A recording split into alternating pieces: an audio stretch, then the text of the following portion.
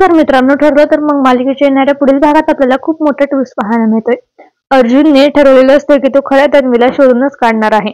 कारण मधुभाऊंकडून त्याला असं समजलेलं असतं की प्रिया ही खरी तन्वी नाहीये. त्याचमुळे अर्जुन आता कुसुमताईकडून सायलीचा लहानपणीचा फोटो मागून घेतो, पण मात्र सायलीचा एकच फोटो असतो आणि तो प्रियाच्या गाठोड्यात ठेवलेला असतो.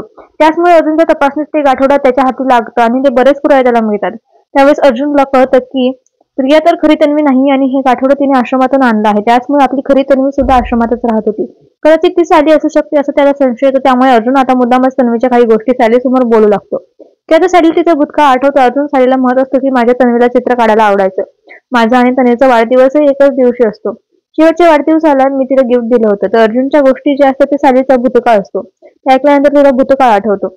तर मित्रांनो, आता पुढे काय होईल? सायलीला आठवेल का तिचा भूतकाळ, तीच खरी तन्वी आहे वगैरे? हे सगळं पाहणं रंजक आहे. पण तुम्ही मालिका पाहताय का मित्रांनो? मालिका तुम्हाला आवडते का? ते कमेंटमध्ये तुम्ही कळवायला विसरू नका. धन्यवाद.